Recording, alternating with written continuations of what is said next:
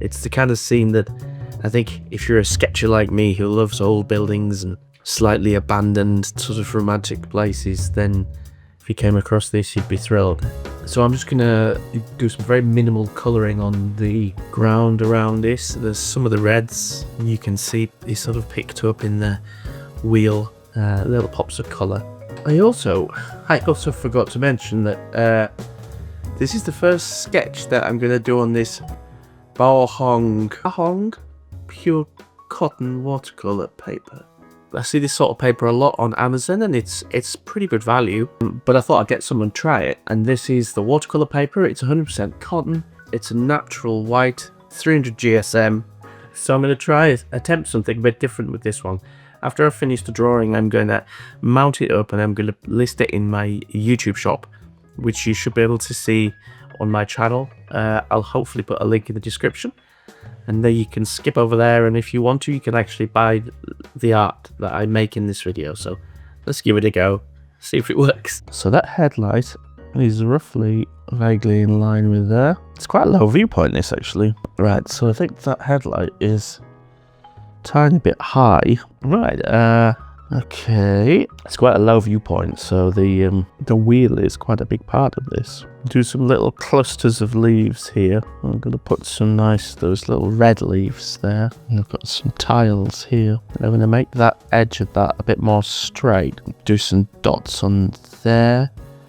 Now there's horizontal, and then there is vertical, and then this doesn't really work like that. I'm not quite sure about that bit up there, but we'll figure that out as we go. So it's very roughly laid out, and do some line work. So I'm using the Quaco Sport fountain pan here in brass. With my new pens, it's very heavy, very pleasing in its weight. So we're going to be doing some with smells of brass. Does brass have a smell? I don't know. I'll put that there. There is a tiny bit of perspective in this. And just some of those little red ones down here that are really nice. Then we're going to do some grassy suggestions, and then this beautiful bumper, which is basically just an I-beam, I think. I love these old trucks. Absolutely beautiful things. So much more character and style than new stuff. And then we've got some big tall stuff back here. So I love these really simple line and wash drawings. I think there's something immensely pleasing about doing something that just feels a little bit sort of effortless is the wrong word, but it's not too considered. I'm going to dry that off with the hairdryer, and then think about how I'm going to colour it, because it's not going to be as straightforward on this. Something a bit different maybe. Well, the paper was nice to draw on. It's got a slight texture. It's like a slight cold press. It's not rough, is it? But you can see it's got a little bit of tooth to it. So I'm going to be using these deep light watercolours on this one, and we'll see how we get on. I'm just still using my crib sheet because I can't quite 100% remember what's what on here. Now I'm going to be using quite small brushes on this because the piece is tiny. So I think what I might do first is put a wash in. So I need a small brush, but not a tiny brush, because it still has to hold a little bit of goodness. Okay, so I'm going to use this old brush. Hopefully you can vaguely see what's happening. So this is quite a lovely sort of pink colour, but I don't want it to be too pink. I'm going to put a bit of orange into that, but we'll start with that. It's a really weird shaped brush, this one, but it kind of works for me. So this is just a top first layer. So we've got a little bit of rust in here. That's a slightly darker colour. So there's another colour here called Rose Hip, and I want to try and use this to try and add some sort of like patina to it, and maybe even a little bit of shadow as well. So it's nice to use colour to try and show form as well a little bit.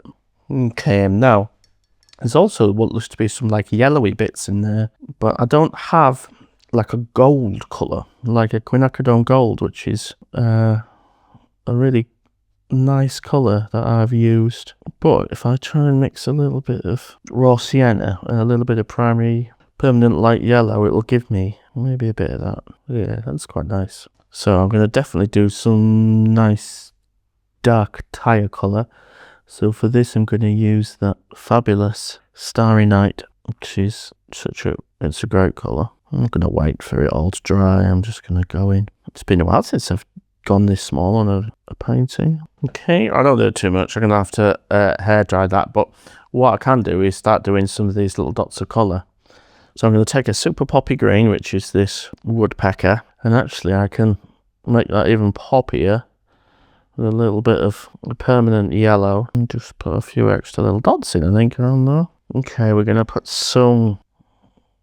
Again, some more magenta and vermilion in this foreground area here. I love that red. And then this rusty wheel back here, I'm going to do that. It's maybe a bit, messed that up a bit there. Bit of that gold that I did before, so. And then we've got some of that poppy green here.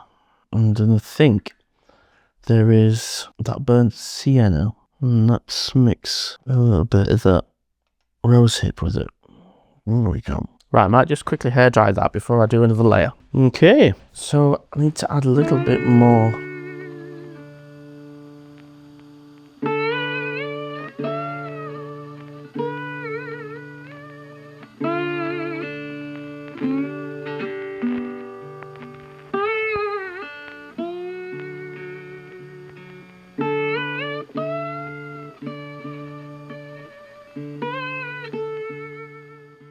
Let's hair dry it up. I want to put a little bit of colour down here.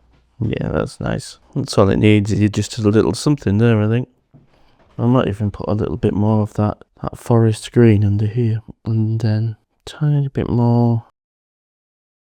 Okay, so hair dry and then a couple of white gel marks. Okay, so put a little bit more. A few little lines on this.